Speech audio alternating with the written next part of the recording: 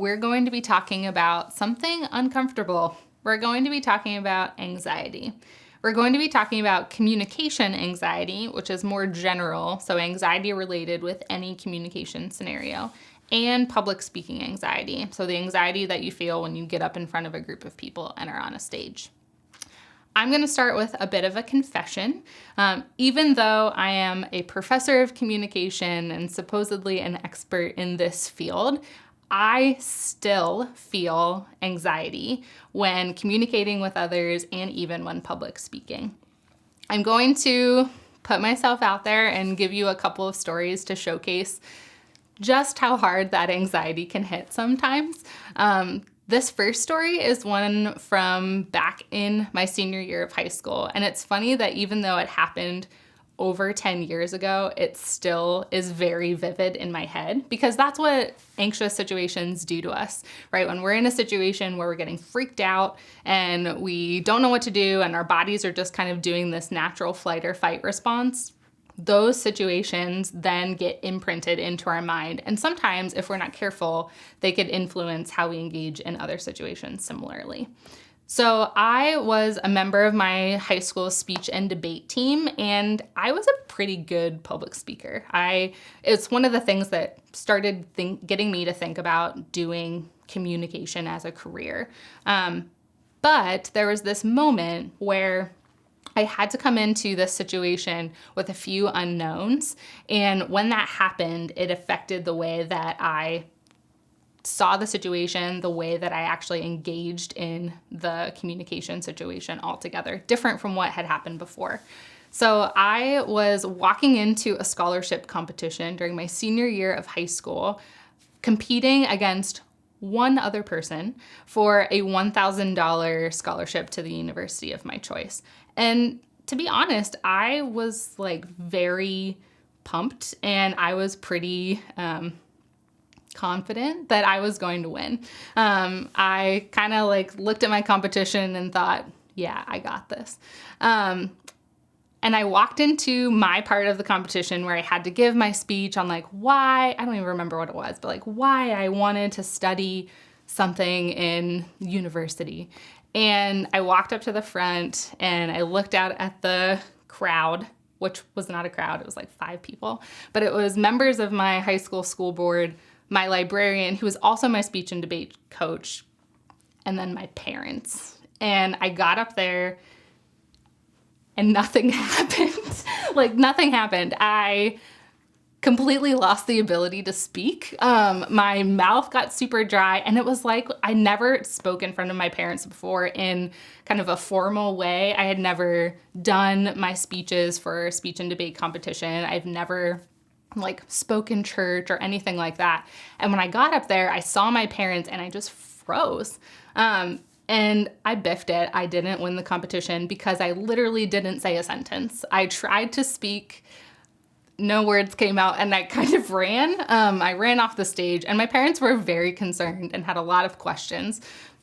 Maybe that I was making up the whole speech and debate thing, that I wasn't really good at communicating. But in that moment, I discovered my weakness. I discovered the thing that makes me anxious, and it's talking in front of people that I know. I am great in front of people that I don't know, and I don't know what it is. It's something about you don't know me, and so I can kind of speak really freely and talk all about who I am and what I'm doing, and that's your impression of me. But when I'm talking in front of people that I do know, it's I become very self-conscious. I'm wanting to stay true to myself, but still do my thing. And it's this weird interweaving of confident yet non-confident at the same time.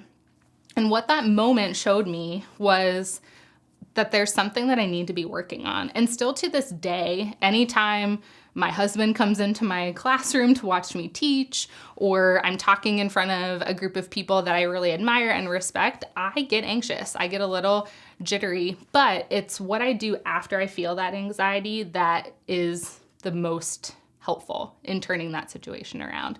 Needing to both recognize what it is and then work with it and get over it in a way that works for me to still be successful in that moment. And that is essentially what I'm encouraging you to do both through this talk and in this class when thinking about anxiety. Even now, I'm a little self-conscious of what I'm doing in front of this camera because I am a communication professor who is teaching you how to communicate well, but I'm also needing to model communication in an A+ way. I'm needing to be effective. I'm needing to show good vocal delivery. I'm needing to not mess up. And if I let that get into my head enough, this is going to be horrible. But if I think about this situation as a normal communication conversation, as showing you what real life communicating is like, not staged, memorized, acting communication, then you're going to be able to see how to interact well in a scenario that still might be a little anxiety producing. So what I want to talk about today is those two forms of anxiety. One being communication anxiety and one being public speaking anxiety. Public speaking anxiety is like that story that I told you. When you get in front of a crowd of people, what happens that makes you feel anxious about what it is that you're doing? But one thing that people don't think about with the public speaking anxiety idea is that it might not just be what you feel in the moment before talking into that microphone. For a lot of people, public speaking anxiety might come before any of that even happens. If you're thinking about speaking in front of a crowd, if you're trying to determine what to talk about, if you're trying to think about how long you have to talk or what you need to talk about, that could be the anxiety producing moment for you. And maybe when you get in front of the stage, you're completely fine, but it's in the thinking of it that's really difficult. For others, you might be super confident through that first part, and it's not until right before saying your first word that you freeze and that you feel overcome. But for others, you might not feel anxiety until after the fact. Maybe you feel confident through the production of it and the preparation. You feel confident when you're actually up there, but it's not until you're done and you walk away from the situation that your body starts to feel that anxiety too. So I want you to be thinking about all of these parts of the public speaking anxiety spectrum, if you will. And you're going to be completing a questionnaire that helps you to think about where your spots of anxiety might fall. And I think it's a really important questionnaire to dig into because from the face of it, you might think, I either do or do not have public speaking anxiety. But it's not a yes or no thing. It's a continuum of how much anxiety you might have and where that anxiety might happen. And knowing that and really spending some time thinking deeply about what it is about that piece of the public speaking anxiety situation that is anxiety producing will help you to better overcome it in the future. Something you might not recognize is that there's a broader term called communication anxiety, and this is removed from the public speaking scenarios. So you might have communication anxiety when it comes to small talk with a stranger. Maybe you're sitting down in a coffee shop and it's really crowded and someone comes up to you and says, hey, can I share this table with you? And you're like, oh no. Conversation with a person that I don't know. Please, no. That could be communication anxiety, right? You're not public speaking, you're not preparing anything. You're simply engaging in interpersonal communication with a person, but the unknowns that are embedded within that situation are the things that make you feel anxious. So you'll be also engaging in a questionnaire this week to think about that. What are the places in everyday communication that make you feel anxious and why? And in knowing both of these things, I think the overarching message to get is that having communication or public speaking anxiety is normal, that everybody feels it to some extent. There's just a very small amount of people who want to state that out loud.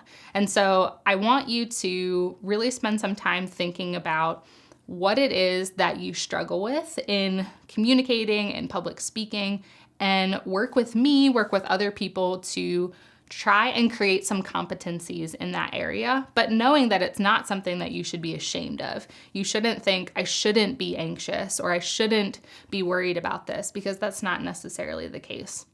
And in actuality, I don't want you to try and get rid of the anxiety. this semester or in semesters to come. Because what anxiety does for us in communication scenarios is it pushes us to get through a situation. It pushes us and gives us adrenaline to do better, but you need to be able to take it and mold it in that way. If you see anxiety as something that's fear producing and something that wants to stop you in your tracks, then that's what it will do. But if you see anxiety as something that can fuel your speech, that can push you forward into more conversations as more of a positive than a negative, then that will actually help your conversations to flow better. It will help your enthusiasm. And it will help your overarching message to come out as more engaging than if it didn't happen at all. So all in all, know that you're not alone in feeling anxiety, as evidenced by my horrific story. But be okay with that. Give into those scenarios where you super embarrassed yourself, and learn from it. And see that going forward, having anxiety isn't necessarily a bad thing. You just need to make it something good.